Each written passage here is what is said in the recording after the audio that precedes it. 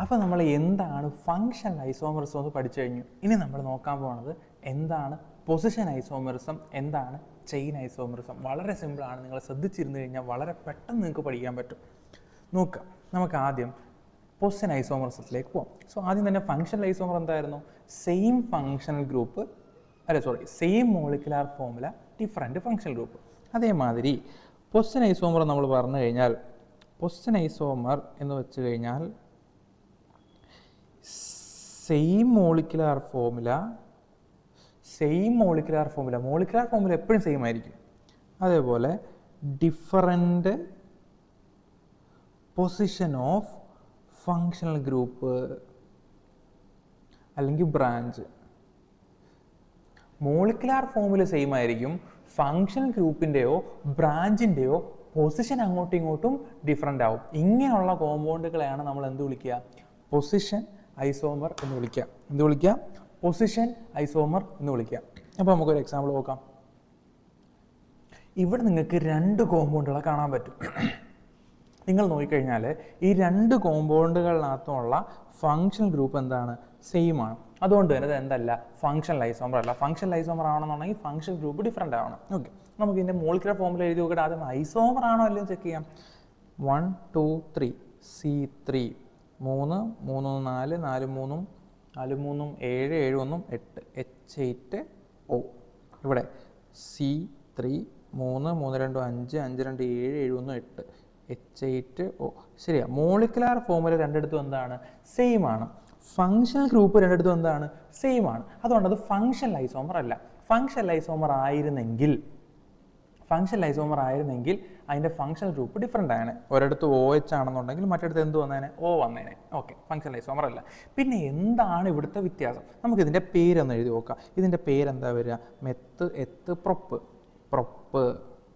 Propane അല്ലേ? എത്രാമത്തെ കാർബണിലാണ് OH വന്നേക്കുന്നത്? രണ്ടാമത്തെ കാർബണിൽ. ഇപ്പോൾ പ്രൊപ്പാൻ 2ol.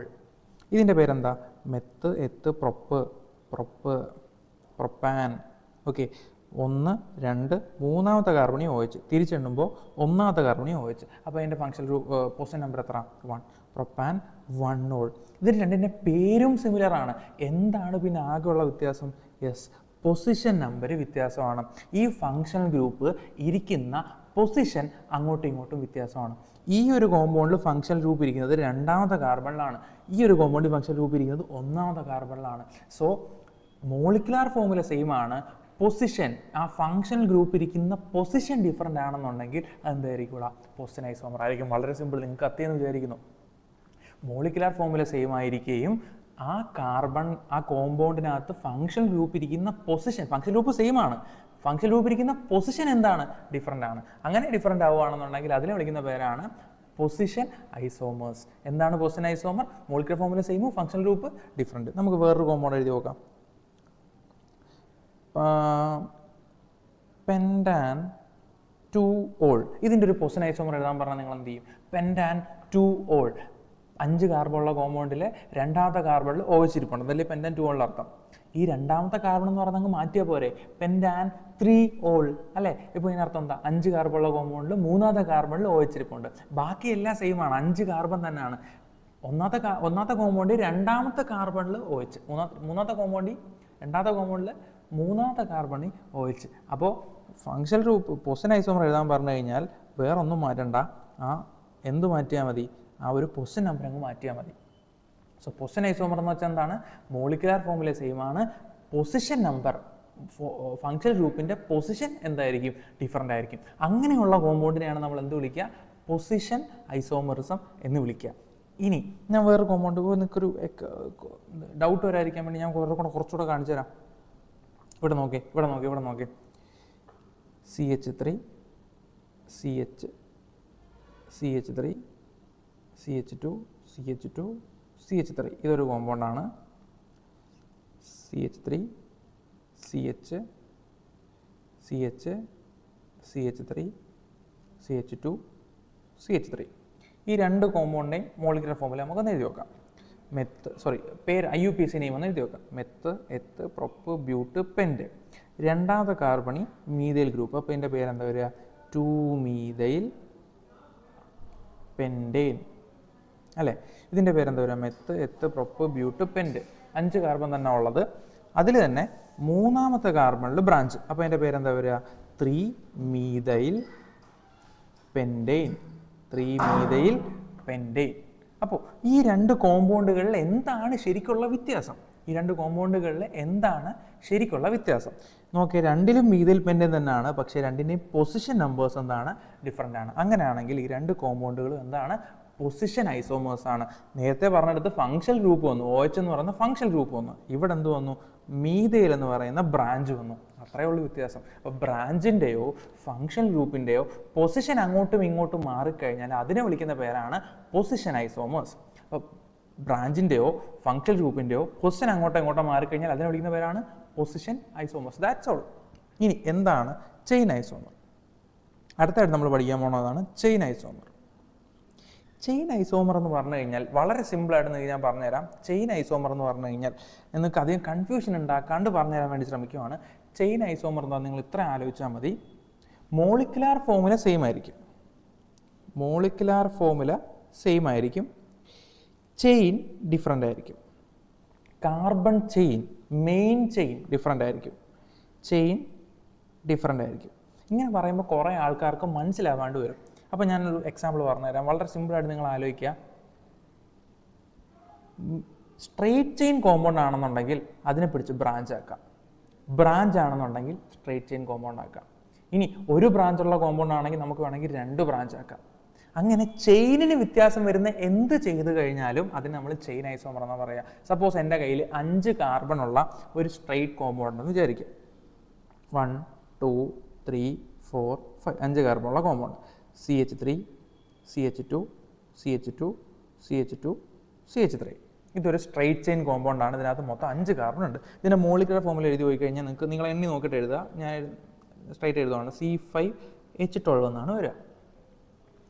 ഇനി ശ്രദ്ധിക്കുക, ഞാൻ എന്താ ചെയ്യാൻ പോകണമെന്ന് പറഞ്ഞു കഴിഞ്ഞാൽ ഇവിടെ മൊത്തം 5 കാർബൺ ഇല്ലേ?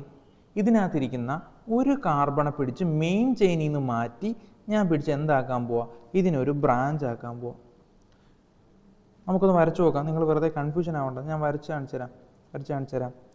5 കാർബൺ തന്നെ ഞാൻ നിലനിർത്തുവേ. 1, 2, 3, 4 4 കാർബൺ വരച്ചു. അതിൽ 5ാമത്തെ കാർബൺ ഞാൻ എന്താക്കി? ബ്രാഞ്ചായിട്ട് വരച്ചു എന്ന് വിചാരിക്കാം. ഇനി ഇതിനകത്തൊക്കെ ഒന്ന് ഹൈഡ്രജൻ ഇട്ട് കൊടുത്തേ. CH3, CH2, ഇവിടെ 3 ബോണ്ട് പോയി. CH, CH3, CH3. ഇനി ഇതിൻ്റെ കെമിക്കൽ ഫോമിൽ എന്ന് എഴുതി നോക്കേ. 1, 2, 3, 4, 5. C5 എണ്ണി നോക്കുമ്പോൾ നിങ്ങൾക്ക് കൃത്യമായിട്ട് മനസ്സിലാവും H12 തന്നെ വരും. H12 തന്നെ വരും. എന്താ അവിടെ സംഭവിച്ചത്? മെയിൻ ചെയിനിൽ 5 കാർബൺ ഇരിപ്പുണ്ടായിരുന്നു. അതിനെ ആ 5 കാർബണിലെ ഒരു കാർബണെ പിടിച്ച് ഞാൻ ബ്രാഞ്ച് ആക്കിയപ്പോഴും സെയിം മോളിക്കുലാർ ഫോമിൽ തന്നെ എനിക്ക് വരിക. പറഞ്ഞാൽ മനസ്സിലായോ? ഇവിടെ എന്താ വ്യത്യാസം? ഇവിടെ നോക്കേ, ഇവിടുത്തെ മെയിൻ ചെയിൻ ഇതായിരുന്നു അല്ലേ? ഇവിടുത്തെ മെയിൻ ചെയിൻ ഇതായിരുന്നു. ഇവിടുത്തെ മെയിൻ ചെയിൻ ഇതാണ്. ഇവിടെ മെയിൻ ചെയിനിൽ 5 കാർബൺ ഉണ്ടായിരുന്നു. ഇവിടെ മെയിൻ ചെയിനിൽ 4 കാർബണേ ഉള്ളൂ. ഒരു ബ്രാഞ്ചും കൂടെ വന്നു. പറഞ്ഞാൽ മനസ്സിലായോ? ഫങ്ഷണൽ ഗ്രൂപ്പ് ഇല്ല ഇതിനകത്ത്. ഓക്കെ, ഒരു കോമ്പൗണ്ടിൻ്റെ പൊസിഷൻ മാറ്റാൻ വേണ്ടി ബ്രാഞ്ച് ഇല്ലായിരുന്നു. ഇവിടെ ബ്രാഞ്ച് ഇല്ലായിരുന്നു. ഇവിടെ വന്നപ്പോൾ ബ്രാഞ്ചിൻ്റെ പൊസിഷൻ അല്ല മാറിയത്. ഫങ്ഷണൽ ഗ്രൂപ്പിൻ്റെ പൊസിഷൻ അല്ല മാറിയത്. പിന്നെ എന്താ ഇവിടെ മാറിയത്? ഇവിടെ സ്ട്രെയിറ്റ് ചെയിൻ ആയിരുന്ന കോമ്പൗണ്ട് അടുത്ത കോമ്പൗണ്ടിലേക്ക് വന്നപ്പോൾ അതിനെ നമ്മൾ ബ്രാഞ്ചാക്കി മാറ്റി. അപ്പോൾ എന്താ അവിടെ ശരിക്കും സംഭവിച്ചേ? ചെയിൻ മാറി. കാർബൺ ചെയിൻ മാറി. ഇവിടെ സ്ട്രെയിറ്റ് ചെയിൻ ആയിരുന്നപ്പോൾ 5 കാർബണുള്ള മെയിൻ ചെയിൻ ആയിരുന്നു ഉണ്ടായിരുന്നത്. ബ്രാഞ്ച് ആയപ്പോൾ അവിടെ 4 കാർബണുള്ള മെയിൻ ചെയിൻ ആയിട്ട് മാറി. സോ മോളിക്കുലാർ ഫോമുല മാറിയിട്ടില്ല C5H12, പക്ഷേ കാർബൺ ചെയിൻ മാറി. ഇങ്ങനെയുള്ള കോമ്പൗണ്ടുകളെ വിളിക്കുന്ന പേരാണ് ചെയിൻ ഐസോമേഴ്സ്. എന്ത് വിളിക്കും? Chain isomer. അപ്പോൾ ചെയിൻ ഐസോമറിനെ കണ്ടാൽ എങ്ങനെ തിരിച്ചറിയാം? ഒന്നെങ്കിൽ സ്ട്രെയിറ്റ് ചെയിൻ ബ്രാഞ്ച് ആയിട്ട് മാറും, അല്ലെങ്കിൽ ബ്രാഞ്ച് സ്ട്രെയിറ്റ് ചെയിൻ ആയിട്ട് മാറും. ഇങ്ങനെ മാത്രമല്ല കേട്ടോ, നമുക്ക് വേണമെങ്കിൽ ഇങ്ങനെയും പറയാം. ഒരു കോമ്പൗണ്ടിൽ ഒരു ബ്രാഞ്ച് ഉണ്ടായിരുന്നു. നമുക്ക് വേണമെങ്കിൽ ആ കോമ്പൗണ്ട് 2 ബ്രാഞ്ചാക്കി എഴുതാം. പക്ഷേ കാർബൺ എണ്ണം മാറാൻ പാടില്ല. കാർബൺ എണ്ണം മാറിക്കഴിഞ്ഞാൽ മോളിക്കുലർ ഫോമുല മാറും. ഓക്കെ, കാർബൺ എണ്ണം സെയിം ആക്കിക്കൊണ്ട് ബ്രാഞ്ചുകളുടെ എണ്ണത്തിൽ അങ്ങോട്ടും ഇങ്ങോട്ടും വ്യത്യാസം വരുത്തി കളിക്കുക. ഒരു എക്സാമ്പിൾ ഞാൻ കാണിച്ചു തരാം. നോക്കൂ, CH3, CH2, CH2, CH3. ഇതൊരു കോമ്പൗണ്ടാണേ. CH3, CH, CH3, CH3. ഇവിടെയും 4 കാർബൺ ഉണ്ട്, ഇവിടെയും മൊത്തത്തിൽ 4 കാർബൺ ഉണ്ട്. പക്ഷെ ഇവിടുത്തെ മെയിൻ ചെയിനിൽ 4 കാർബണുള്ള മെയിൻ ചെയിൻ ആണെന്നുണ്ടെങ്കിൽ ഇവിടുത്തെ മെയിൻ ചെയിൻ 3 കാർബണുള്ള മെയിൻ ചെയിനും ഒരു ബ്രാഞ്ചുമാണ്. മൊത്തം 4 കാർബൺ തന്നെ. ഇവിടെ നമ്മൾ എന്താ ചെയ്തത്? ഇവിടെ മെയിൻ ചെയിനിലിരുന്ന ഒരു കാർബൺ നമ്മൾ പിടിച്ച് എന്താക്കി മാറ്റി? ബ്രാഞ്ച് ആക്കി മാറ്റി. അപ്പോൾ നമുക്ക് ഈ കോമ്പൗണ്ട് കിട്ടി ആണല്ലോ. ഇതിൻ്റെ മോളിക്കുലർ ഫോർമുല എന്ന് എഴുതി നോക്കേ, C4H10 എന്നാ കിട്ടുക. ഇതിൻ്റെ മോളിക്കുലർ ഫോർമുല എന്ന് എഴുതി നോക്കേ, C4H10 എന്ന് തന്നെ കിട്ടുക. സോ ഇവിടെ എന്താ സംഭവിച്ചേ? കാർബൺ ചെയിൻ മാറി. ബ്രാഞ്ചിനെ അങ്ങോട്ടും ഇങ്ങോട്ടും മാറ്റിയതല്ല. ബ്രാഞ്ചിനെ അങ്ങോട്ടും ഇങ്ങോട്ടും മാറ്റിയതാണെങ്കിൽ നമുക്ക് എന്ത് പറയാം? പോസിറ്റീവ് ഐസോമർ എന്ന് പറയാം. ഞാൻ ബ്രാഞ്ചിനെ അങ്ങോട്ടും ഇങ്ങോട്ടും മാറ്റിയിട്ടില്ല. ഒരു മെയിൻ ചെയിനകത്ത് അതിനകത്തിരുന്ന ഒരു കാർബണിന്റെ ചെയിൻ മാറ്റി തന്നെ ബ്രാഞ്ച് ആക്കി. അപ്പൊ ഇങ്ങനെ ആക്കുന്നതിനെയാണ് നമ്മൾ എന്ത് വിളിക്കുക? ചെയിൻ ഐസോമേഴ്സ് എന്ന് വിളിക്കുക. എന്ത് വിളിക്കുക? ചെയിൻ ഐസോമേഴ്സ് എന്ന് വിളിക്കുക. ഇനി ഇവിടെ തീർന്നില്ല, നമുക്ക് വേണമെങ്കിൽ ഒന്നുകൂടെ ചെയ്യാം. ഇവിടെ ഇരിക്കുന്ന ഈ കാർബണയും കൂടെ നമ്മൾ എന്ത് ചെയ്യുക? ഒരു ബ്രാഞ്ച് ആക്കി നോക്ക്. ഓക്കെ സോറി, ഇതിനകത്ത് പറ്റത്തില്ല. വേറെ കുറച്ച് ഇത് കാണിച്ചു തരാം, നോക്കാം. CH3 CH2 CH2 CH2 CH3 5 carbon ഒരു കോമ്പൗണ്ട്. ഓക്കെ, ഫസ്റ്റ് ഇതിൻ്റെ ഒരു ചെയിൻ ഐസോമർ എഴുതാൻ പറഞ്ഞാൽ ഞാൻ എന്ത് ചെയ്യും? ഇവിടെ ഇരിക്കുന്ന ഒരു കോമ്പൗണ്ടിനെ എടുത്തിട്ട് എന്ത് ചെയ്യുക? നേരെ ഒരു ബ്രാഞ്ച് ആക്കി വെക്കുക. ഓക്കെ, അങ്ങനെ എഴുതാൻ പറ്റും. നോക്കേ, എങ്ങനെ എഴുതാൻ പറ്റും? ഇവിടെ മൊത്തം 5 കാർബൺ ഉണ്ടല്ലേ. ഞാൻ ഇനി 4 കാർബൺ എഴുതാൻ പോവാണ്. 1 2 3 4 5 സോറി 4. എന്നിട്ട് എന്ത് ചെയ്യുക? ഒരു കാർബണെ പിടിച്ചങ്ങ് ബ്രാഞ്ച് ആക്കുക. അപ്പോൾ 5 കാർബൺ ആയില്ലേ. ഇനി ഇതിൽ ഹൈഡ്രജൻ ഫില്ല് ചെയ്ത് കഴിഞ്ഞാൽ ഈ കോമ്പൗണ്ട് മോളിക്കുലർ ഫോർമുല സെയിം ആയിരിക്കും. ഇതിനെയാണ് നമ്മൾ ചെയിൻ ഐസോമർ എന്ന് വിളിക്കുക. ഇനി കഴിഞ്ഞില്ല, നമുക്ക് വേണമെങ്കിൽ ഇനിയും ചെയിൻ ഐസോമർ ഉണ്ടാക്കാം. എങ്ങനെ? ഈ ഇരിക്കുന്ന കോമ്പൗണ്ട് ഉണ്ടല്ലോ, ഈ ഇരിക്കുന്ന കാർബൺ ഉണ്ടല്ലോ, അതിനെയും കൂടെ പിടിച്ചൊരു ബ്രാഞ്ച് ആക്കുക. അതിനെ പിടിച്ച് എങ്ങനെ ബ്രാഞ്ച് ആക്കാം? അതിനെ പിടിച്ചത് ഇവിടെ കൊണ്ടുവന്ന് വെക്കുക. കാണിച്ചു തരാം. അതിൽ ഷോയു താണ്ടേ, നോക്കിക്കോ. മൊത്തം എത്ര കാർബൺ വേണം? 5 കാർബൺ അല്ലേ. 1 2 3 4 5. കണ്ടോ നോക്ക്. CH3 CH3 CH3 CH3 3 6 9 12 1 2 3 4 5 അല്ലേ. C5H12 നോക്ക് 1 2 3 4 5 C5 3 3 6 6 2 8 8 2 10 10 2 12 H12. കണ്ടോ, സെയിം തന്നെ വരിക. ഇവിടെ എന്താ മാറിയത്? കാർബണിന്റെ എണ്ണം മാറിയിട്ടില്ല, പക്ഷെ ആ കാർബണെ പിടിച്ച് നമ്മൾ എന്ത് ചെയ്തു? അതിനെ പിടിച്ചിട്ട് ബ്രാഞ്ച് ആക്കി വെച്ചു. മെയിൻ ചെയിൻ മാറി. ആദ്യത്തെ കോമ്പൗണ്ടിൽ മെയിൻ ചെയിനിൽ 5 കാർബൺ ഉണ്ടായിരുന്നു. രണ്ടാമത്തെ കോമ്പൗണ്ടിൽ മെയിൻ ചെയിനിൽ 4 കാർബണായിട്ട് മാറി. മൂന്നാമത്തെ കോമ്പൗണ്ടിൽ മെയിൻ ചെയിനിൽ 3 കാർബണായിട്ട് മാറി. ഇതിനകത്ത് 5 കാർബൺ ഉണ്ട്, ഇതിനകത്ത് 5 കാർബൺ ഉണ്ട്, ഇതിനകത്ത് 5 കാർബൺ ഉണ്ട്. മെയിൻ ചെയിനകത്തുള്ള കാർബൺ എണ്ണം മാത്രം എന്ത് ചെയ്തു? മാറി. ഇങ്ങനെയുള്ള കോമ്പൗണ്ടുകളെയാണ് നമ്മൾ ചെയിൻ ഐസോമർ എന്ന് വിളിക്കുക. So molecular formula remain same. Molecular formula എപ്പോഴും സെയിം ആയിരിക്കും. മെയിൻ ചെയിനകത്തുള്ള കാർബണുകളുടെ എണ്ണം എന്തായിരിക്കും? ഡിഫറൻ്റ് ആയിരിക്കും. ഇതിനെയാണ് നമ്മൾ എന്ത് വിളിക്കുക? ചെയിൻ ഐസോമർ എന്ന് വിളിക്കുക. സോ മോളിക്കുലർ ഫോർമുല സെയിം ആയിരിക്കും, മെയിൻ ചെയിനകത്തുള്ള കാർബണിന്റെ എണ്ണം ഡിഫറൻ്റ് ആയിരിക്കും. ഇതിനെയാണ് നമ്മൾ എന്ത് വിളിക്കുക? ചെയിൻ ഐസോമറിസം എന്ന് വിളിക്കുക. Chain isomerism. സോ ഇത്രേ ഉള്ളൂ, സിമ്പിളാണ്.